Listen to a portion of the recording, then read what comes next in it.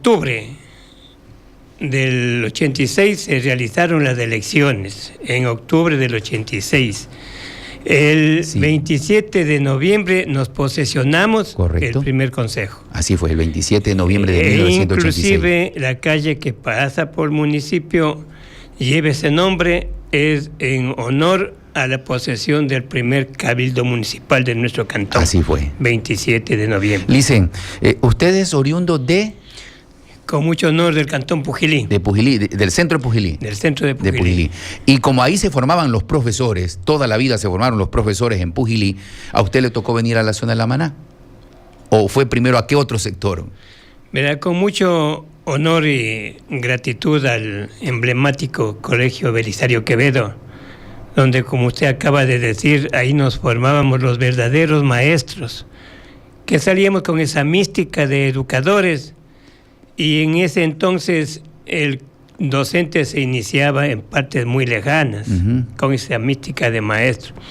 Yo tuve la suerte de iniciarme como educador en el recinto El Moral. Ah, en La Maná mismo. En el recinto El Moral. La escuela Néstor Mogollón. Néstor Mogollón López se llama. ¿En qué año llegó?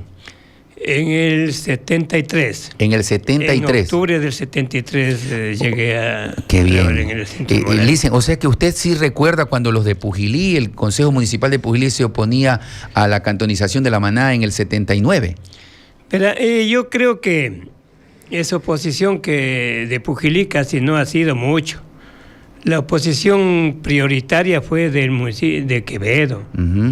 Hablemos de Pujilí. Claro que Pujilí debía decir porque un padre no quiere perder a su hijo. Claro, y perdía en el primer proyecto perdía el Tingo y Guasaganda. Claro, normalmente así más o menos dice la historia, ¿no? Sí.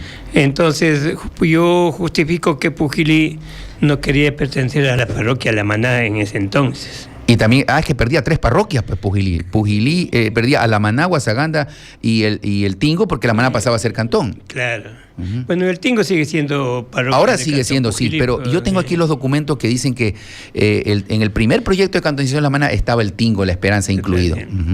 Licen, conversen un poco, porque ahora vamos a hablar del inicio de La Maná como cantón.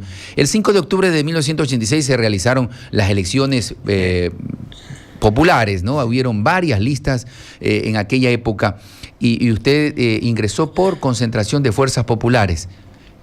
Fue el único de su lista que ingresó de los 7 que se elegían. También fueron parte, usted recordará, don Benjamín Saravia, Hugo Espinosa, Benjamín Saravia por la Izquierda Democrática, Manuel Cabrera por la Izquierda Democrática y Carmen Castillo por la Izquierda Democrática. 3 de la izquierda, Hugo Espinosa por el Movimiento Popular Democrático, Hernán Enríquez por el CFP, Leoncio Novoa por el FRA y Carlos Rodríguez por el FRA. 2 del FRA, 3 de la izquierda, 1 del MPD, 1 del CFP.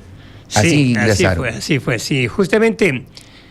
recordando la historia, lamentablemente 4 de los concejales fundadores del municipio ya no existen, ya se fueron, ellos han de estar en el cielo y seguramente estarán velando por nuestro cantón La Maná. El señor Benjamín Saravia, el primer presidente del consejo, porque antes de los 7 concejales se elegía al presidente del consejo. Y justamente como usted dice, en ese entonces de moda era la Izquierda Democrática. Claro. Y alcanzaron 3 curules, Benjamín Saravia, Manuel Cabrera y Carmen Castillo, como usted lo acaba de decir. Del FRA fueron 2, como dijo Leoncio Novoa, también que en paz descanse, Carlos Rodríguez. Del MPD, Hugo Espinosa, también que en paz descanse, y mi persona por CFP. Y ya, se posesiona el 27 de noviembre. Convérsenos cómo fue esa primera posesión. Era una algarabía de La Maná saber de que ya se constituía su primer municipio y se reunieron donde ahora es el mismo municipio, pero eso era de la Junta de Agua en la época de parroquia. ¿Cómo fue esa primera sesión? ¿Qué anécdotas vivió en esa primera sesión? ¿Un poco nervioso? ¿Cómo le fue? Mira, 2 cosas. La positiva, porque justamente iniciábamos la nueva historia del Cantón La Maná. Claro. La nueva historia del Cantón La Maná.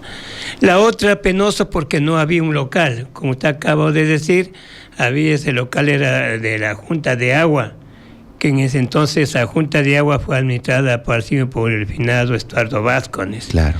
Lamentable porque nos sentábamos afuera en unas banquitas largas, no había, se recibió el consejo sin un lápiz, sin una hoja de papel, ahora de moda están las computadoras. Claro. En ese entonces se adquirió, creo, era unas 3 máquinas de escribir así a mano, y con mucho honor, con pocos empleados. Claro, es que empezaban de cero, ¿no? Empezaban justamente de cero, y con pocos de empleados.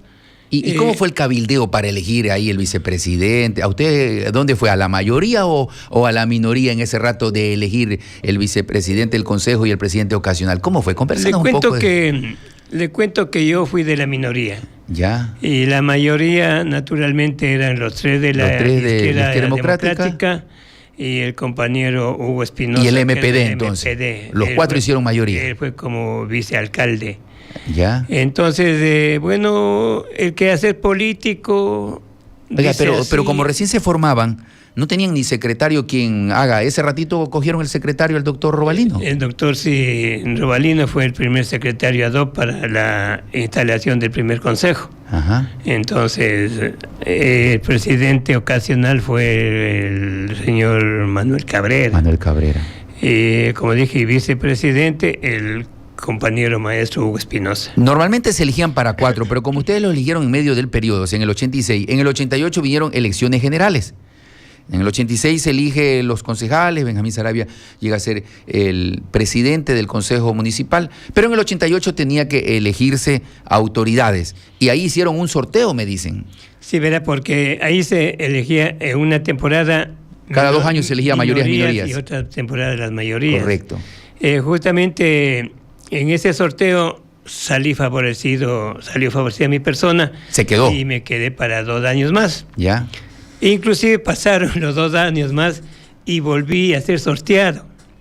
Y con sorteo salí del consejo después de los 4 años de estar en esa parte no me la sabía. O sea que después de que ya ingresa don Rogelio Cabrera de presidente del Consejo Municipal, usted ahí se quedó entre los sorteados favorecidos. ¿Quiénes se quedaron favorecidos ahí? Usted, Benjamín Saravia. Benjamín Saravia. Se quedaron solo 3 favorecidos. Sí, el otro no recuerdo. A ver, déjeme ver por aquí. La señora Carmen Castillo creo que fue. No, ella salió. Según el dato que tengo, no. Se queda favorecida ella, Benjamín Saravia y Hernani Enríquez. Ya. Ajá. Es lo que quedan favorecidos.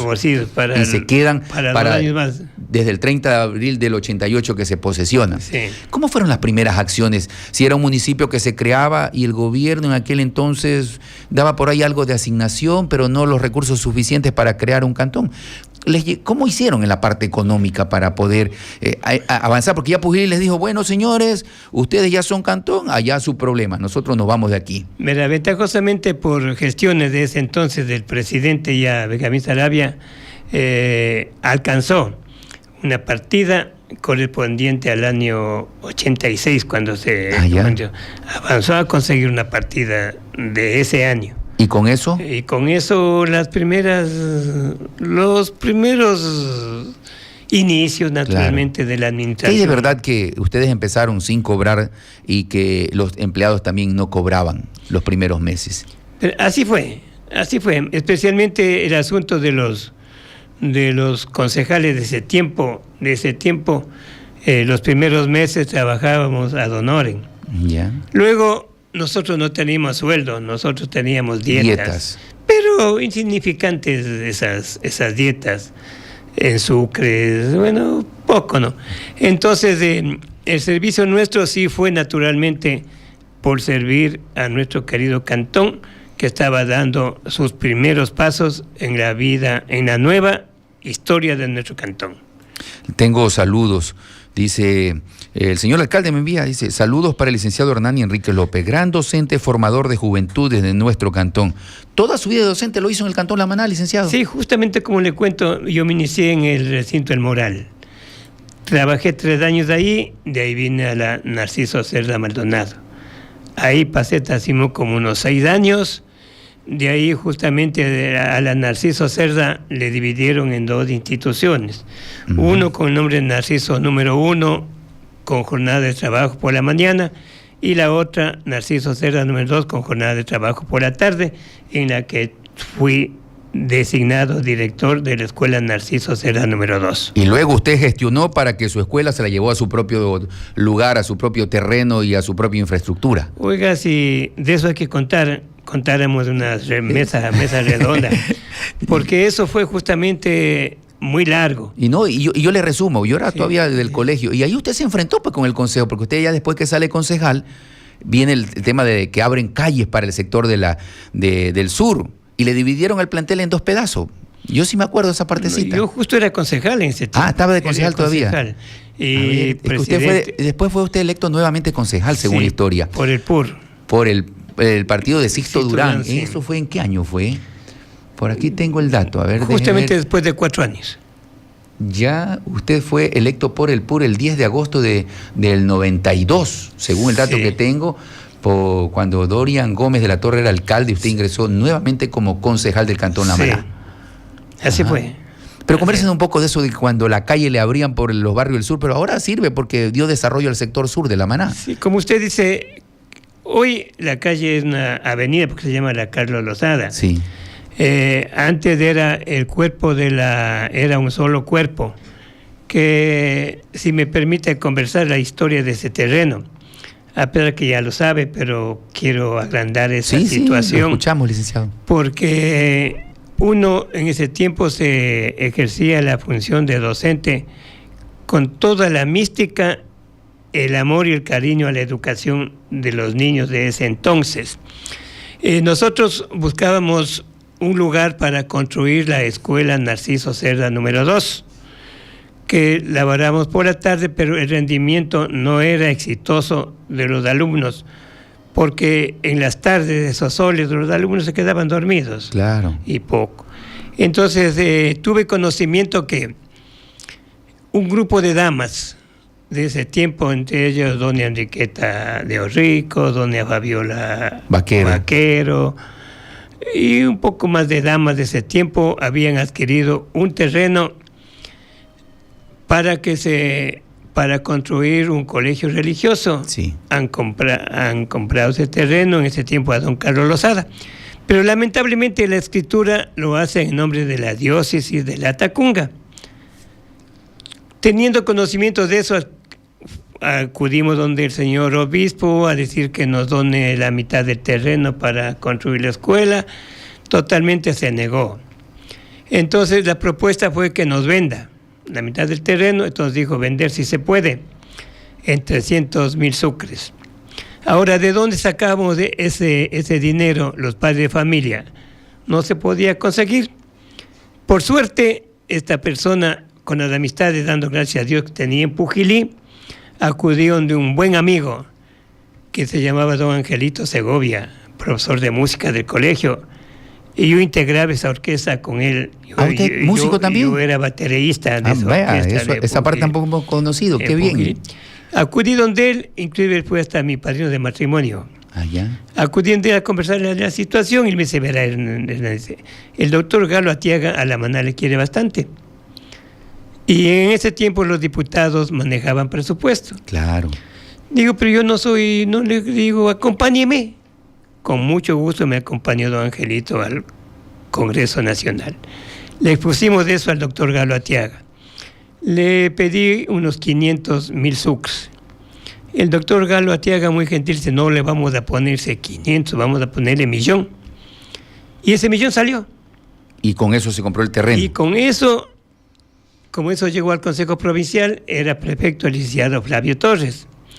Dice, ¿sabes que hablé con el obispo y por todo quiere 600,000? ¿Qué dices? Cómprale, pues. Entonces, ese terreno compró el Consejo Provincial a la diócesis con dinero que esta humilde persona que todavía vive consiguió del Congreso Nacional. Qué bien, parte de la historia de La Maná, no solo en lo político, sino en lo educativo, ¿no? Desde cuenta ahí me jubilé, quedó una escuela maravillosa. hasta con coliseo que ninguna institución de La Maná tiene. Y casi todos los profesores de la escuela que se llamaba Consejo Provincial viven por el mismo sector, ¿no? Sí, gran parte. Gran parte de ellos vivían por el mismo sector, sí. Saludos para quien nos escucha ahí, el licenciado Luchito Salazar, en ese sector vivía el profesor Chancusi, de los que me acuerdo, ¿quién es más? No, Esperanza Cabrera. Sí, la mamá de Lenin trabajaba ahí. Sí, trabajaba ahí, correcto, varios docentes vivían ahí en el sector. Licenciado Hernani, ayúdeme a darle fe y testimonio a lo que voy a decir. Tengo guardado en parte de mis documentos esta historia. Dice que en el año 1988, el 30 de abril, se posesionó don Rogelio Cabrera y usted quedó entre los sorteados a quedarse para ese periodo 2 años más. Y ahí, don Augusto Peña gana la concejalía. Y el dato que me dice, pero como era primo del electo también concejal William Sevillano, y como William Sevillano saca más votación que don Augusto Peña, los dos ganan. Pero el uno tenía que ceder porque no se permitía el nepotismo en esa época entre los políticos. Y por eso asume el señor Marcelo Escudero. Sí, ¿Es verdad aquello? Así es. Justamente todavía teníamos base el CFP, ¿no? Entonces, don Augusto Peña ganó la elección. Por su línea política. Por su línea política. Por la que usted era parte, ¿no? O sea, su candidato fue don César Medina a la alcaldía en esa época. Sí. Y usted era uno de los duros del empuje. Así fue. Pero lamentablemente, dése cuenta, como dije antes, de moda era la izquierda democrática. Claro. Y don Rogelio Cabrera le ganó a César Medina, que también participó para presidente en ese entonces. Yeah. Entonces, así la historia, Marcelo Escudero entró por don Augusto Peña. Ah, ya, entonces está ratificado aquello de los datos que tengo guardados. Tengo algunos datos de la historia de La Maná. ¿Cuáles fueron las primeras acciones que hizo Benjamín Saravia y ustedes como concejales cuando inició el municipio? ¿Qué fue lo primero que compraron, por ejemplo? Verán, lo primero que, justamente con la partida esa que decía que avanzó a conseguir... Que avanzó a conseguir en el 86. En el 86 se compró la pala cargadora. Y que duró casi más de 20 años, dice. Hasta los últimos años se vio trabajando todavía esa pala cargadora. Muy buena. Fue la primera máquina que compraron, pala cargadora. Una pala cargadora. ¿Cómo hacían con la recolección de basura ustedes en esa época? En ese tiempo había, cuando era ya con una volquetita vieja. ¿Sí? ¿Quién les dio esa volqueta? Que nos donó el Consejo Provincial de Cotopaxi. Y quedó de chofer el Marcial Molina. Marcial Molina, que era el chofer de esa volquetita Me vieja. dicen que antes que La Maná sea cantón, era un señor Minda que en una carreta con un caballo recogía la basura. Sí, parece que así. Oiga, ese señor Minda, qué entusiasta que era, le cuento. Por las fiestas de parroquia de La Maná. En la época de parroquia. En época de parroquia, el señor Minda se encargaba, me acuerdo de él, no sé dónde sacaría, hacer sus banderitas. Ir a las casas a pedir que le permitan poner las banderitas por las fiestas de parroquialización de ese entonces. Vea, lo que ahora no hay será porque el tiempo estamos modernos. Le voy a conversar un dato que no se me enoje nomás, dicen. Pero yo era todavía joven en el colegio, era dirigente estudiantil del colegio, y luego ya que salí del colegio, decían que el licenciado Hernani Enrique tenía asegurada la concejalía porque tenía tan arraigado a todos esos padres de familia de la Consejo Provincial que eran 400 alumnos, por 800 aseguraba la concejalía el licenciado Hernani Enrique ahí. Oiga, no tan cierto, porque usted sabe de Pero lo querían mucho sus padres de familia, decían que ahí estaba la base electoral de Hernani Enrique. Bueno, sí había apoyo, pero no un 100%, no. Claro. Porque, claro, yo tengo gratitud. Por ejemplo, cuando yo me jubilé, los padres de familia tuvieron ese gusto, esa satisfacción que me sacaron de mi casa con banda al coliseo de la escuela para despedirme. Cosa que no se ha visto a los otros compañeros, ¿no? Entonces eso demostraba la gratitud que me tenían los padres de familia. Claro, y es que usted consiguió mucho, ¿no? Consiguió mucho, la infraestructura. El terreno, desde el terreno. Desde el terreno, claro, infraestructura, y terminó siendo una de las escuelas que tenía coliseo. Claro, pues, dése cuenta. Era influyente en la política usted para que haya conseguido que le den un coliseo en aquella época. Son años. Como le dije antes, por la amistad que tenía, ¿no? Especialmente en Pujilí, que siempre en Pujilí han habido muchas personas que han sido personajes en muchas instituciones. Y con mucho honor, cuando llegaban a La Maná, siempre llegaban a mi escuela. Y siempre me ayudaban, ¿no? Siempre, inclusive, dése cuenta, para dejar una escuela. Para mí, la unidad educativa que ahora es Rafael Vázquez no debería llamarse ese nombre. Debería quedarse con Unidad Educativa Consejo Provincial de Cotopaxi, porque infraestructura, la escuela Consejo Provincial es del doble de lo que es del Rafael Vázquez. Claro, correcto. Y dése cuenta, hasta ahora a mí sí me duele cuando dice en el Coliseo de Rafael Vázquez. Y su lucha. Y es mi lucha, mi trabajo, ¿no? Le envía saludos el magíster Marcelo Orbea. Dice, saludos para un maestro de mucha trayectoria y de gran gestión en beneficio de la niñez lamanense. Toda una vida en el tema educativo. También parte de su vida en la política, y tengo un dato. Y sigue en la lucha. El licenciado Hernán Enríquez sigue en la lucha ahora con los jubilados, dice. Vea eso más. Justamente nace una inquietud así mismo de mi persona. Un día ya cerca del 13 de abril, nosotros los jubilados ya nadie nos tomaba en cuenta, pues ya jubilados. Y me reúno con poco de compañeros jubilados, justamente en la cancha de boli, que siempre acostumbré ahí por el sindicato, y converso, digo, viene el 13 de abril, hagamos un programita por el Día del Maestro, los jubilados. Nos reunimos ese acto social, y de ahí nace ya la inquietud de organizarnos y formar la Asociación de Docentes Jubilados. Qué bien. Entonces, cuenta... ¿Siguen organizados hasta ahora? Normal, no ve que gracias a... La primera directiva fue mi persona como presidente, el compañero licenciado Ángel Campaña como secretario, y él se encargó de elaborar los estatutos de nuestra asociación de jubilados. Entonces envió eso al Ministerio de Trabajo, nos aprobaron el Ministerio de Trabajo, tenemos el acuerdo ministerial de nuestra asociación de docentes jubilados. Justamente que dése cuenta que mientras uno tenga vida, siempre las energías permanecen en nuestro cuerpo y siempre le exige seguir activo en las diferentes actividades. Y claro que hasta en la política, porque siempre me ha gustado estar ahí en la política, en el quehacer político. Licenciado, pero y ya viéndolo desde lejos, los toros, como dice, usted tenía mucha suerte también en la política. Lo sortearon y quedó para quedarse. Otros se fueron. Y luego cuando se queda 4 años, y luego cuando vuelve a ser elegido concejal, tenía el privilegio de tener al presidente de la República de su línea política, que era Sixto Durán. ¿Logró algo con Sixto Durán como presidente? Verá, lamentablemente ahí el consejo presidido por Dorian Gómez me destituyeron, porque seguramente en ese tiempo tenía que volver al ser concejal después de 4 años. Y yo volví después de los 2 años.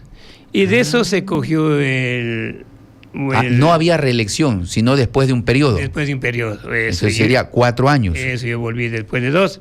Y pues que de eso se cogió en ese tiempo Dorian Gómez, José López.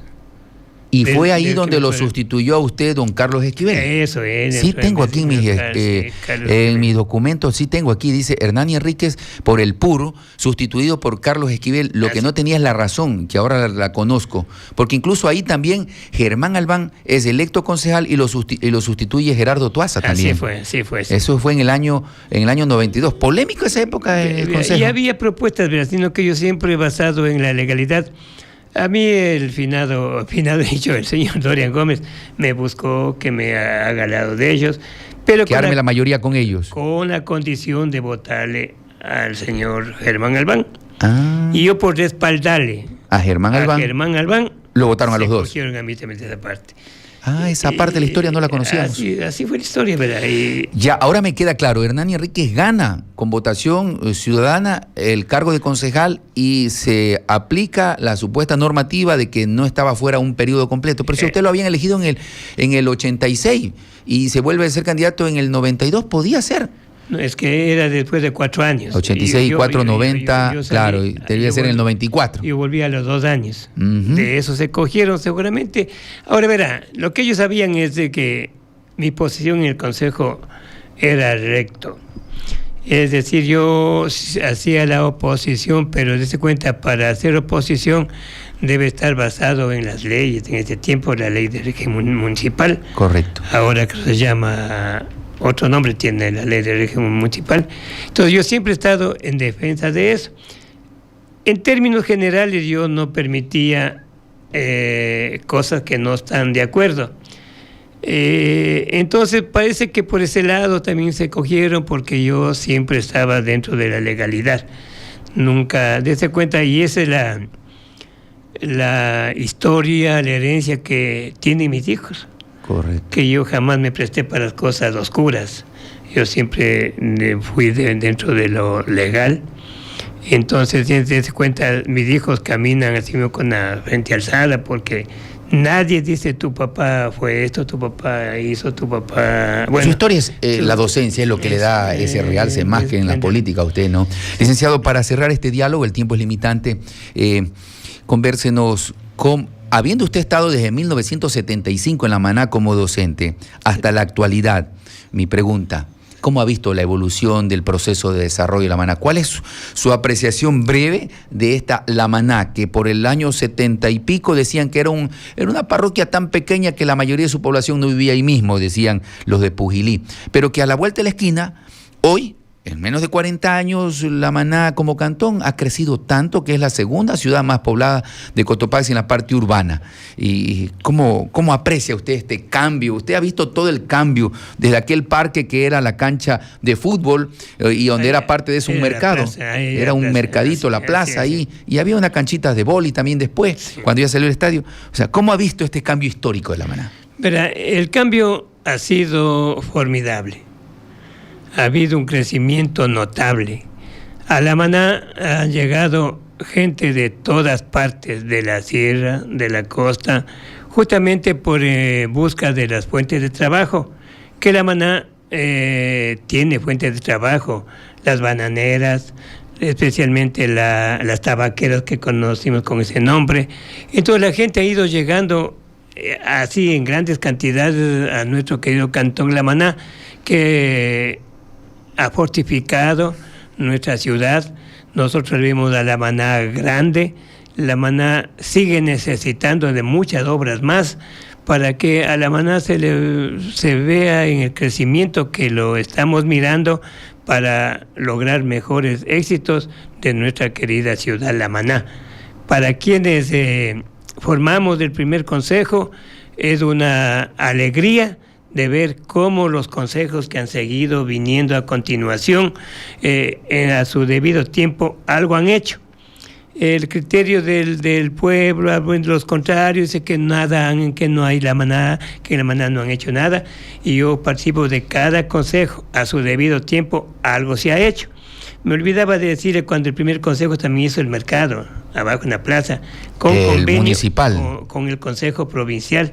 Se hizo el convenio. Claro. El Consejo Provincial puso lo que es la cubierta, y el Consejo Municipal puso lo que es toda la base. Pero también se hizo esa obrita.